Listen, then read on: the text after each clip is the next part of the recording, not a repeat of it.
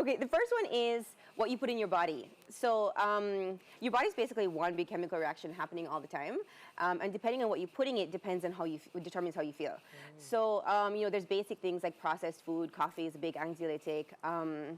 Sugar, alcohol, and it's not to cut out everything because that's sometimes not possible for some people, but to limit it to a point that's manageable for you. Okay. And so what I recommend is doing a food and mood journal where you journal how you feel before you eat something, what you eat, and how you feel afterwards. Ooh. And then you'll see what foods you're eating and how it makes you feel. The second thing is to look at your lifestyle. So today we live in a world that has evolved in a great way because we have access to a lot of things, and we are able to do things quickly, but we're living in a way that's unnatural for us as animals and as humans. We live in a concrete box, we work on a computer, we don't get much activity.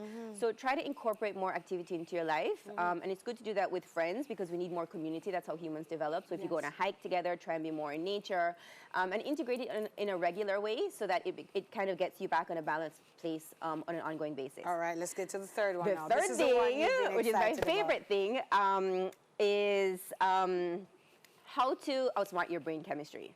So basically, this is like, for me, this is like game changer. But it's a little complicated, so you have to like focus on the explanation. So when you think an anxious thought, the thought activates a thought. The part of your brain that thought activates is your amygdala, and that produces adrenaline. So essentially, thinking anxious thoughts kind of feels good to your body, which is why people do it so often, because it's kind of stimulating you.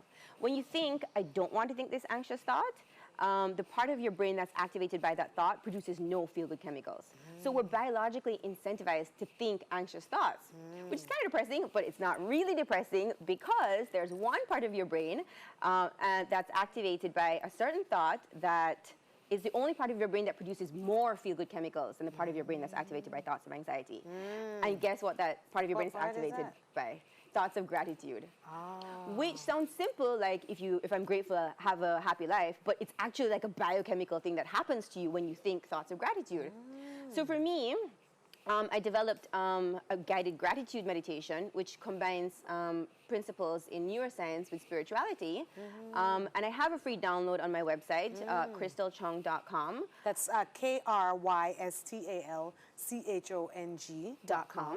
And it teaches you how to use it. And so just very briefly, in like 30 seconds, I'll just give a rundown. So for instance, if I'm feeling like anxious, I'm nervous to be on this interview, then I'll be like, okay, I'm breathing in.